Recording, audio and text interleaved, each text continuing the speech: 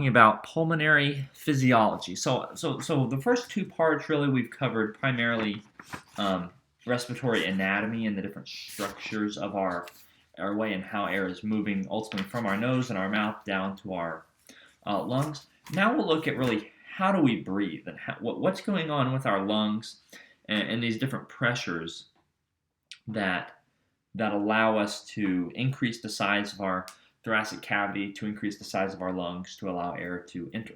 So we first have to understand what breathing is going to involve. And what it's going to involve is a dynamic relationship between different pressures within our lungs, as well as pressures not directly within our lungs, so within our environment as well as in our pleural space.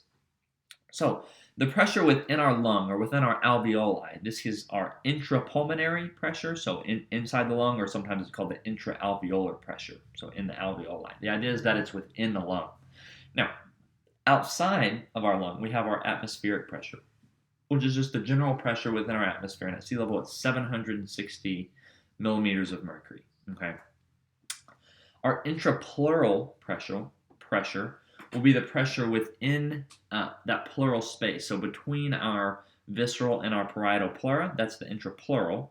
And then we have a transpulmonary pressure, which is the pressure difference between our intrapleural and our intrapulmonary or intraalveolar. Now, this pressure, this transpulmonary pressure across the respiratory membrane, so within our lung, the intrapulmonary and the intrapleural, this is what is actually going to determine how large or how big our lung can become. So the greater the transpulmonary pressure, the greater the size of the lung, or the larger lung that we have. And we'll talk about a law called Boyle's law that associates the volume of a space with the pressure within that space. So here we can see our different pressures. So we see atmospheric at the top. So we see atmospheric, we see transpulmonary, intrapleural, and then intrapulmonary. Now, note that our atmospheric pressure, we said 760. We can also just use this as our baseline, and so we'll just call it 0, okay? Now, if you think about our atmosphere, that the air, the pressure outside of our body that's around us, it's really continuous with the intrapulmonary pressure within our lung, down at our alveoli. It's just air is moving from the atmosphere and in our lung, and they'll even out essentially. They'll balance out, and so we'll call both of those just kind of our baseline, which we'll just refer to as 0. Okay. We have our intrapleural, which is slightly negative. So our parietal pleura is attached to our thoracic wall, remember, and then the viscera will be on the surface of the lung, and so there's essentially a slight vacuum, a slight negative pressure created within this pleural space, this pleural cavity, and it's going to be roughly -4 millimeters of mercury, this intrapleural pressure. Now, I said that the transpulmonary pressure was the difference between these two. So it's your intrapulmonary or intraalveolar minus your intrapleural, or that which is in your pleural space. So we'll take our intrapulmonary, which is 0, and we'll subtract our intrapleural, which is -4. So when you minus a negative, you should remember that you actually add it. So 0 minus -4 is actually +4. And so that's what we see here, transpulmonary pressure of +4 millimeters of mercury. And so as this number gets greater, as we are expanding out, this number will drop. And so as this number drops, our transpulmonary pressure actually increases. So it will become greater than 4, and that will allow for the lung size to increase. And we'll see how when you increase that size, you drop the pressure so air can rush in. So this idea of air traveling, air is always going to travel from an area of high pressure to an area of low pressure. And this should make intuitive sense. It wants to go from where there are areas of, you can almost think high concentration, very high pressured area, to an area where there is less pressure. And that should make sense. So if the air within our lung is at a lower pressure than the air in our atmosphere, where is the air going to travel?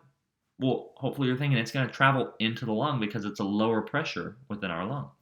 So this idea of pressure and volume, this is represented by Boyle's law. And so what Boyle stated was that the volume the volume of a space is inversely proportional to the pressure of that space. So as you increase the volume, as you increase the size, the pressure in that space drops at a given temperature. So you keep the temperature the same, and we'll just assume the temperature stays the same. You increase the volume, you decrease the pressure, and vice versa. As you decrease the volume, now you increase the pressure. And this can be understood by thinking about a room of people. If you have 50 people in a room and you increase the size of that room and still keep 50 people, now there's a greater volume, a greater space with the same amount of people, so those people are less pressured, they're less crowded.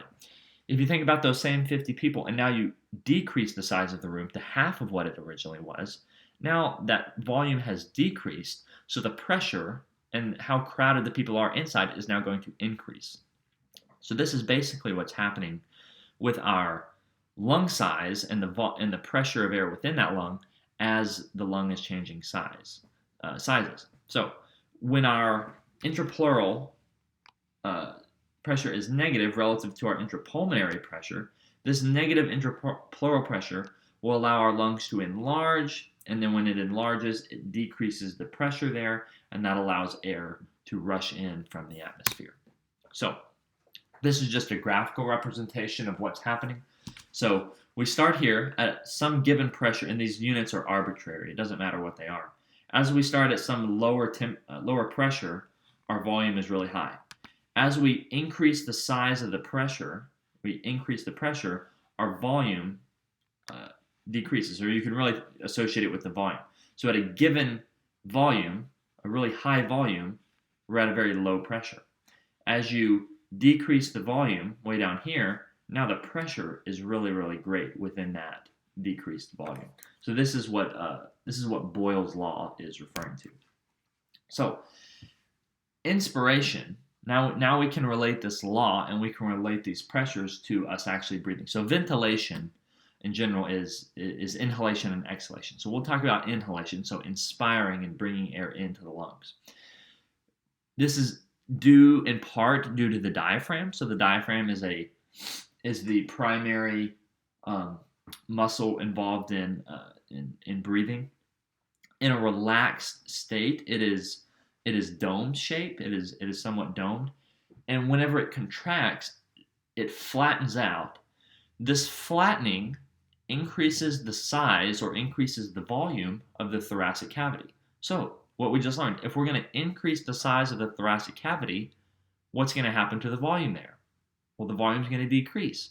So whenever this volume decreases now, we have our intrapulmonary pressure is now less than our atmospheric pressure, and we said that air wants to travel from an area of high pressure to an area of low pressure. So air is going to rush from the high pressure in the atmosphere to the lower pressure in our lungs, and it will rush into the lungs. Okay, so this is just normal breathing.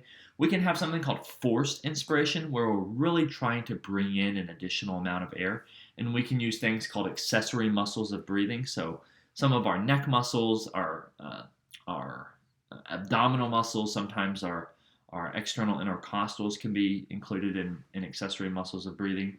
And this will help to further increase the size of our thoracic cavity so we can bring in an additional amount of air. Now, once we're done with that, once we inhale, we then need to exhale. And when you think about this, think about the gases that are associated with each of these. So we primarily inhale oxygen, or primarily exhaling carbon dioxide. So the exact opposite of inhalation is going to occur. Our diaphragm will relax. When it relaxes, it resorts to its domed shape. This decreases the size or the volume of our thoracic cavity. So if we're decreasing the volume, we're increasing the pressure. So if we're increasing the pressure now, we increase the pressure intrapulmonary over atmospheric, so air will still rush from high pressure to low pressure, but now it's high pressure in the lung, low pressure outside, and so air will rush out. Okay. Now, the lung has an elastic nature to it, and so most of exhalation is just the elastic recoil of the lung. So that's largely what results in expiration. But again, you can still have accessory muscles of breathing, of expiration. So again, you can use abdominal muscles, and then you can use your internal intercostals as well. So these external and internal intercostal muscles are situated between our ribs. So inter, between, and costal is referring to rib. Our external, that we just talked about here, external are involved in inspiration, so it's opposite, external, inspiration, and then our internal, right here, internal, are involved in expiration, so it's opposite of what it sounds like. Internal is involved with expiration, external is involved with inspiration. And so this is just our normal breathing and what's going on. Now we can influence this breathing and this pulmonary ventilation by altering a couple things. One thing we can do is alter the resistance in our airways. So resistance is essentially just how much it has to do with the collision of air molecules and gas molecules within a given space. So whenever you decrease the size of a tube, you increase the collision of gas molecules and air molecules within that tube, and that increases resistance and increases pressure. So you can almost think of it as cars on a road. A large highway, the cars will not be as close together. There will be fewer collisions.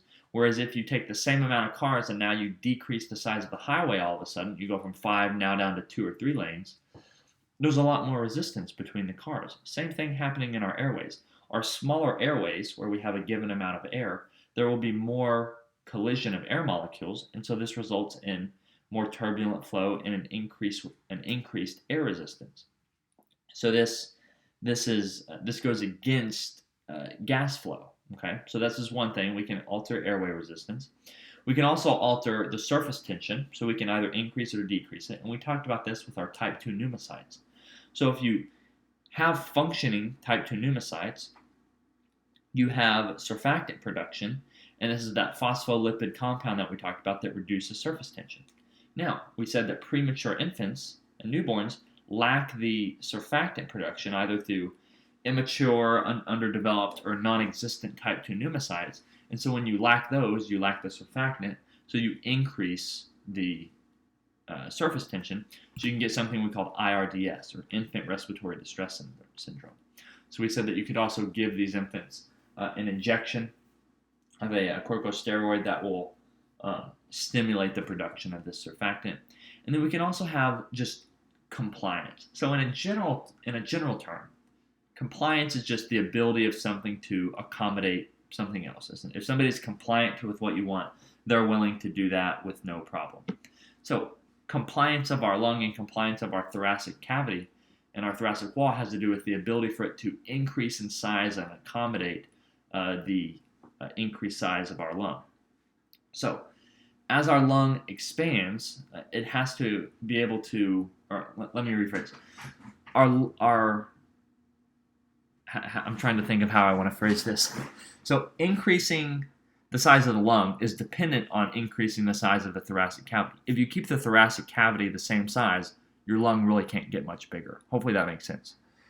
So a compliant chest wall, a compliant chest cavity and thoracic cavity has to be able to expand to allow the lung itself to be able to expand. Hopefully that makes sense. You can also have diseases of the lung, so things like pulmonary fibrosis due to tuberculosis that can scar the lung essentially and replace its normal elastic fibers with non-elastic fibers.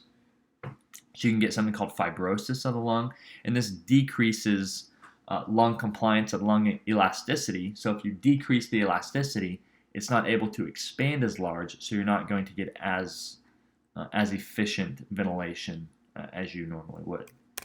So we'll stop here and we'll pick up with respiratory volumes in the next section.